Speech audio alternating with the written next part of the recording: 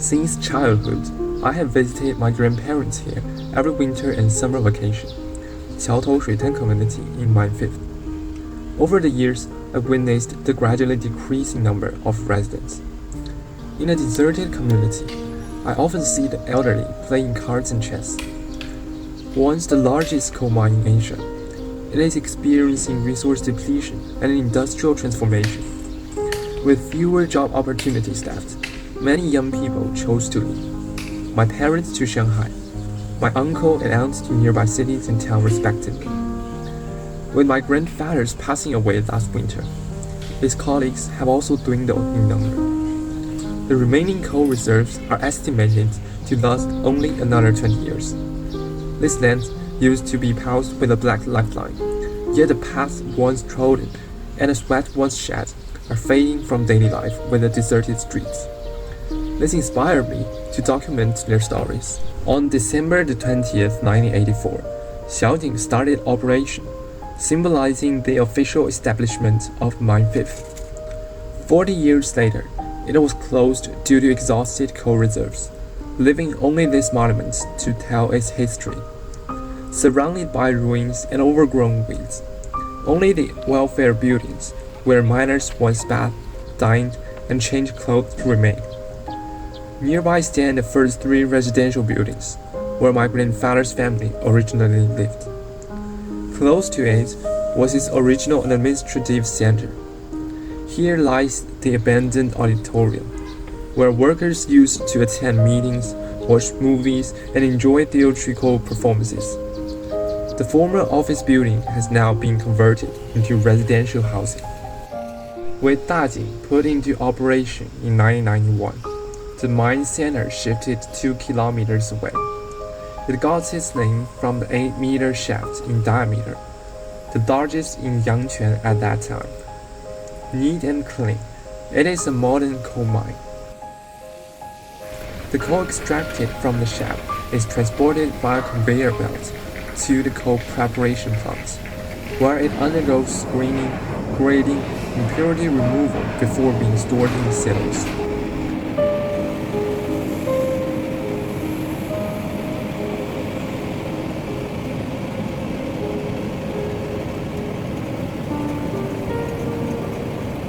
Finally, the coal is transported nationwide via this railway. To better understand them, I interviewed several pioneering miners. My first interviewee was Grandpa Bai. 在日过，那我都没有大型干过。那你把你这队里头整个这乐队，乐也不剩，连队长带书记也没人走，谁也不脑子是你就不热呢，让那矿务就做这点，你就。He said that being a coal miner was an extremely grueling profession, especially decades ago when mechanization was minimal. Workers relied entirely on shovels, laboring on an 8-hour shift in a row. They endured not only extreme physical strain, but also harsh working conditions, stuffy rain boots, sweat-soaked cotton jackets, drafts of biting wind, and darkness except the dim glow from their headlights. When I first arrived here, bathing was inconvenient. Later, although bathhouses were built, the water was often cold. They had to wear the same sweaty and smelly overall for months, even if mold grew from dampness.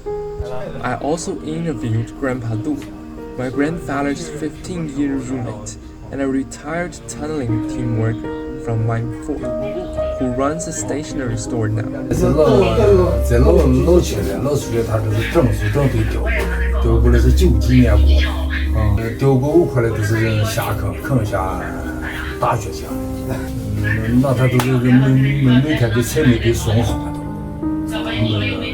没送好的，送洗的好的，菜没给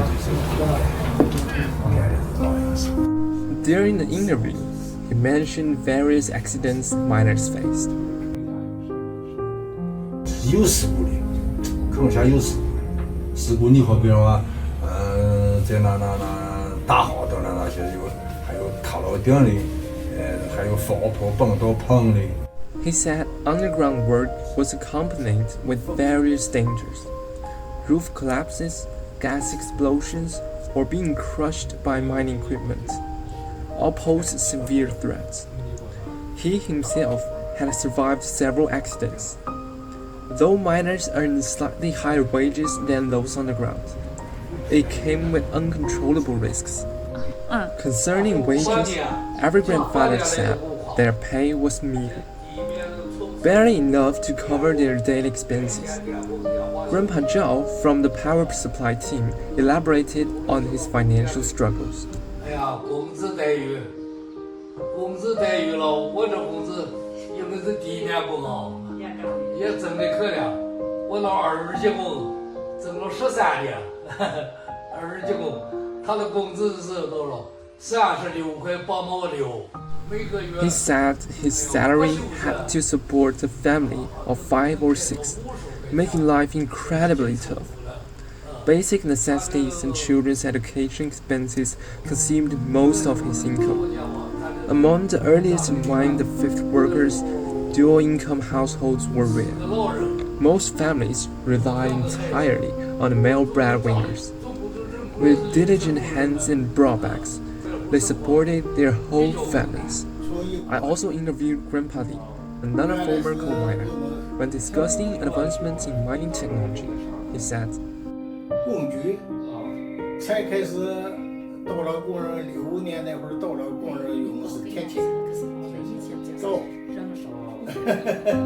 最普通的。哦，拿铁钳绞的，那是干后来以后就成了脊柱的。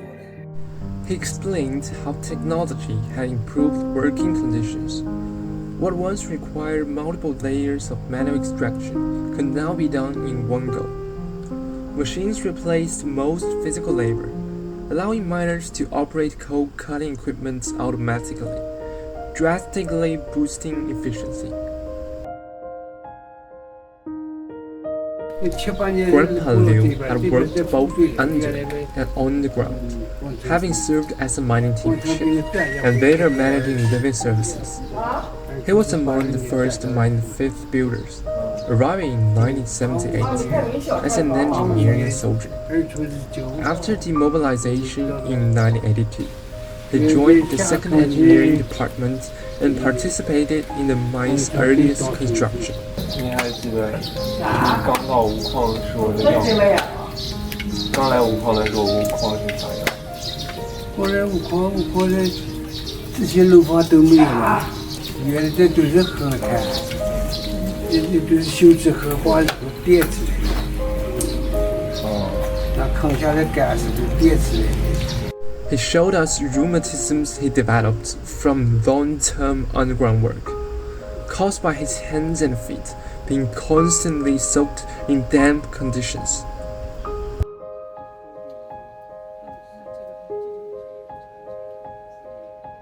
To further understand how underground work affected miners' health, I interviewed several frontline workers. 您大概是下坑多久得到煤气肺了？哎呀，那19带到那边应该是15或者7号，有可能18、19年。是不是很多人都得着煤气肺了？多了。以前为啥都不戴口罩了？小个公馆想整天把那口罩戴口罩去。He explained that in the past, poor technology led to inadequate dust control. Miners were given gas masks with weak filtration. Many, lacking awareness, chose even not to wear them, exposing themselves totally. Gradually, the dust accumulated in their lungs, leading to pneumoconiosis with breathing difficulties, coughing, chest pain, and even complications like tuberculosis, emphysema, and heart disease. He was one of the victims. Though post-diagnosis compensation and healthcare were relatively comprehensive now, irreversible pneumoconiosis incurred lifetime suffering. Moreover, many retirees, like my grandfather, never underwent occupational disease screening, either due to personal awareness or organizational arrangement. They also face uncertain dung health when getting old. By evening, the interviews concluded. Night, which brought a peaceful, joyful atmosphere to the community, was blown with a gentle breeze which carried the weight of time. These miners were ordinary, yet extraordinary, supporting their families single-handedly, fueling national industry, yet bearing immense life risks. They poured their passion and sweat into this land. Their stories, like the flaming years they lived, deserve our remembrance. Diseases develop progressively. Even if some miners didn't meet occupational disease criteria on post, I hope post-retirement health screening and evaluations can be provided for those once exposed to lasting hazardous environments. An old Chinese saying goes like this: those who gather firewood for messes should not freeze in the storm or be trapped indoors. This, I believe, is a shared responsibility of society and families alike. Thankfully, with the incessant modernization of mines, we hope future scientific breakthroughs will both enhance productivity and safeguard miners' health and safety, ensuring life and productivity thrive together. Like many resource-dependent cities, Yangquan is going through the throes of coal reserve depletion and industrial transformation. Yet, it is in turbulent waters that true heroes emerge. This heroic city, once the cradle of industrial workforce, has left an indelible mark in China's industrial history. It will undoubtedly forge its own path of innovation, and we will advance together.